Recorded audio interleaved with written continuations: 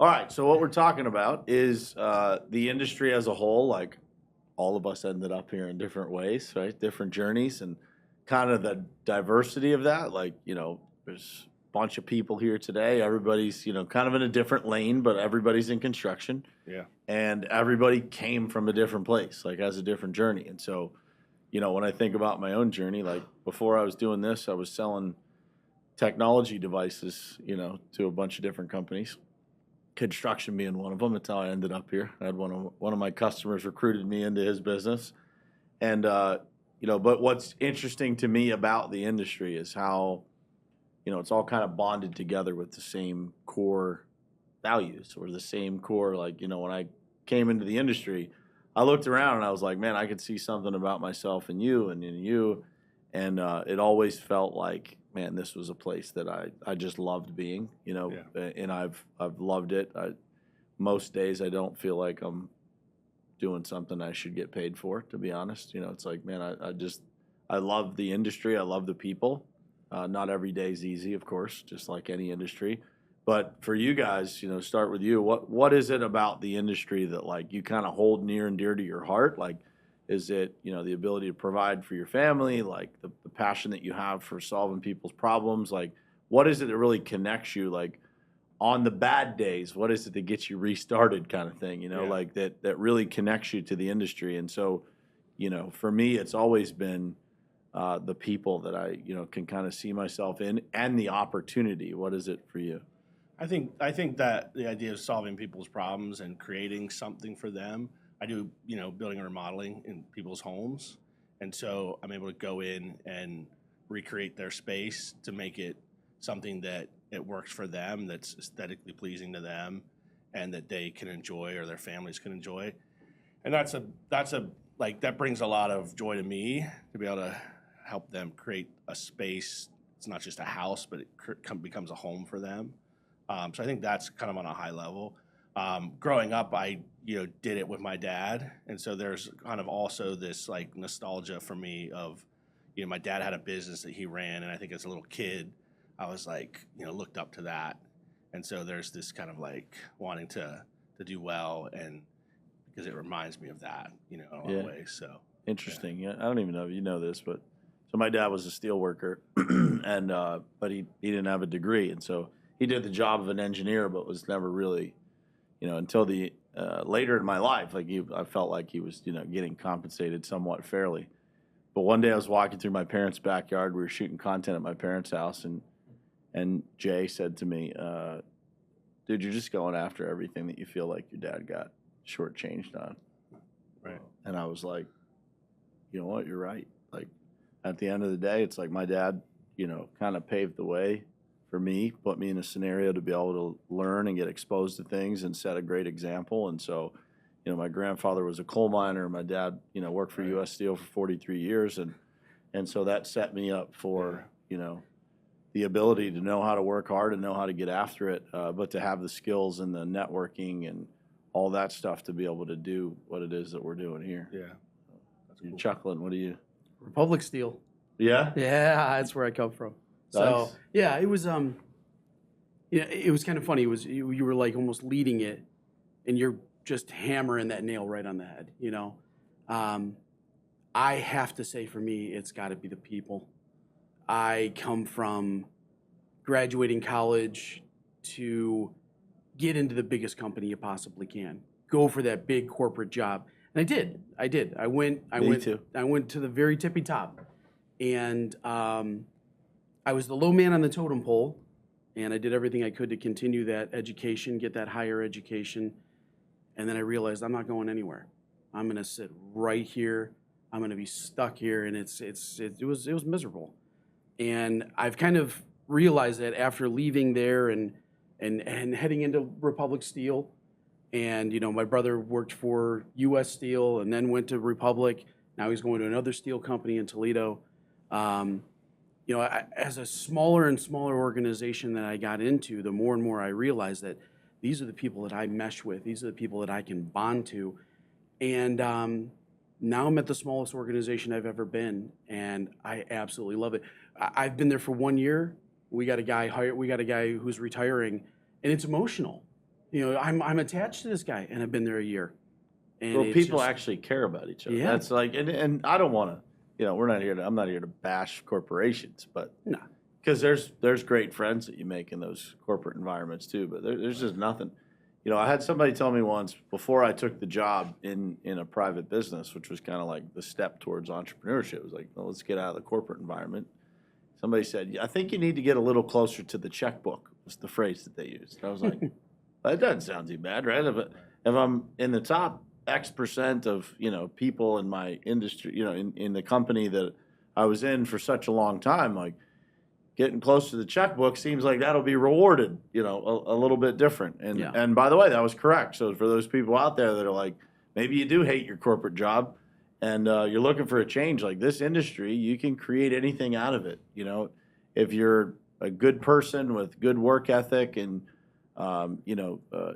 you love being around people, you love solving problems, creating things, et cetera. Like you don't have to have experience. Like, you walk around this office, there's very few people that work for the pavement group that had direct experience in what they're doing today. Like we got people who are physical therapists, all kinds of different backgrounds that come in here and hit home runs, man. They're making hundreds of thousands of dollars a year with, little to no experience, right? It's just what they learn here. And so I love that, man. And, shocked by that mobility, just absolutely dumbfounded by it.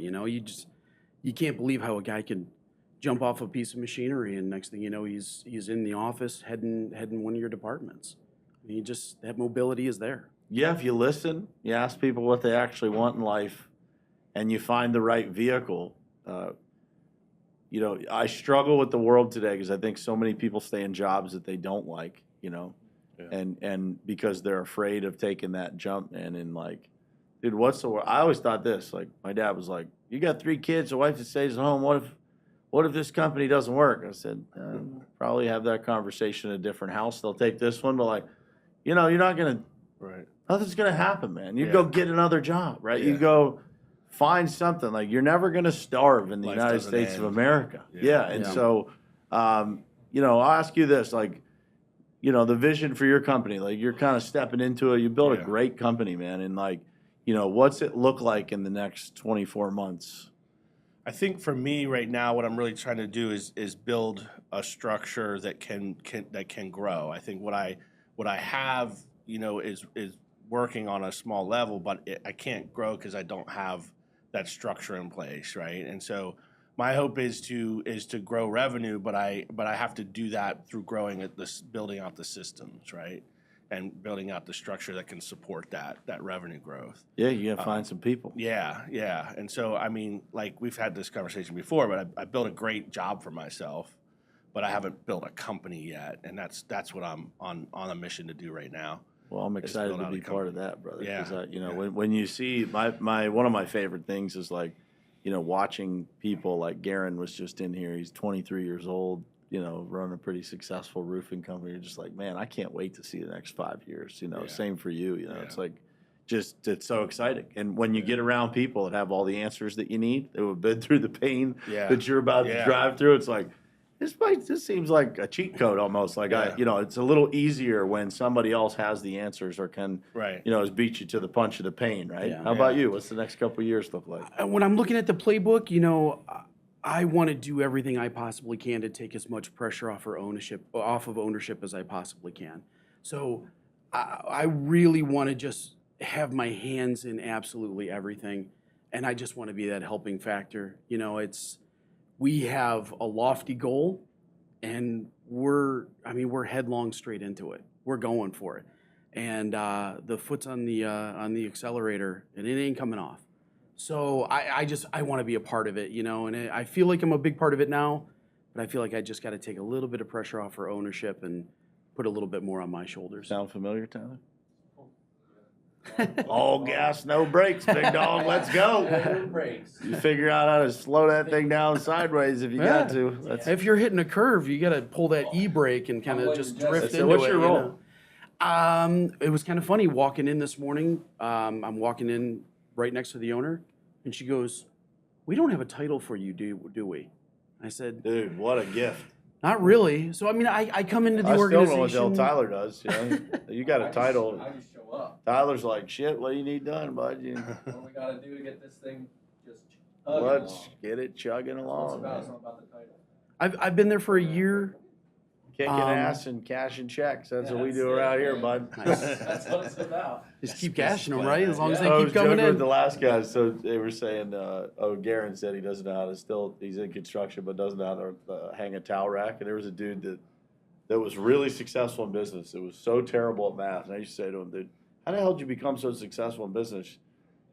You terrible at math. He goes, all I ever knew how to do was count hundreds. That's gonna work.